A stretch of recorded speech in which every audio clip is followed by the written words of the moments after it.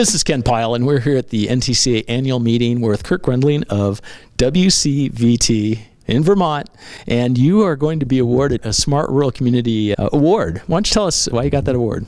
Sure, absolutely, Ken. Thank you for having me on here. It's really an honor to receive the Smart Rural Community Award. It's something NTCA has now been doing for a couple years, and there's been some great recipients, so we're really honored to be a part of that.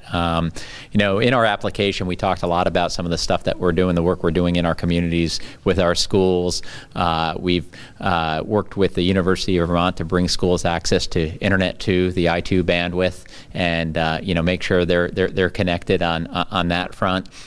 We also talked about some of the economic development we've been doing, by pushing higher broadband speeds out to some of our anchor institutions and strategic business customers. There was a empty building in one of our communities in Waitsfield that we worked with some of the Central Vermont economic development folks, as well as the Mad River Valley Chamber of Commerce and the local towns to attract a new business to that location. And that new business obviously needed fiber optics, as part of the essential infrastructure in order to utilize that facility. So we were able to make that happen a couple years ago, and that really enabled us to attract Cabot Cheese to the local community. They actually moved their marketing and administrative offices to one of our local communities, which is a huge win for the Valley, and an amazing a brand, a Vermont brand that really ties in closely with the values of our local communities.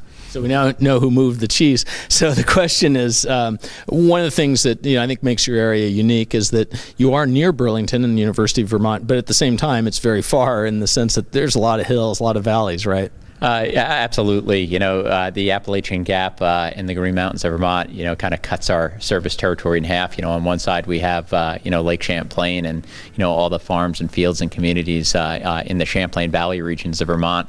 And then our original territory, which we've served since 1904, is the Mad River Valley area, which we serve 3 ski areas, which, certainly the hills and the topography make it challenging, but, that doesn't mean that broadband services aren't important. They provide essential connectivity to people and businesses. And what we find oftentimes is consumers from the Boston market, New York City, Connecticut may have a second home or are visiting the Valley, and they want to extend that. They buy a second home, but then they make that their full-time residence just because of the quality of life in the rural communities and beautiful state of Vermont, and taking advantage of all the opportunities that exist out there. So they start making that their permanent residence and telecommuting to their, higher paying jobs maybe out of state. So, we as a telecommunication provider, are providing the essential services and the critical infrastructure to enable that to happen. Well, and when I was out there a couple months ago, I was very impressed with a web developer that moved out there, and it really could have moved anywhere, but he moved to your location because of the bandwidth, right? He did, and Vickery Hill now is on a gigabit circuit out there. He's added employees. He has people telecommunicate from other locations, but also he's added employees at the location that you saw in Warren, Vermont. And here's a very rural customer. That was all a fiber build that we did as part of an RUS project. So there's firsthand look at what fiber optics and the economic development impact that those RUS projects had.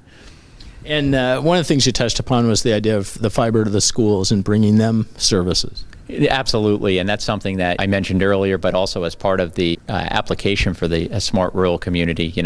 We've been working hard to enable all our schools with fiber.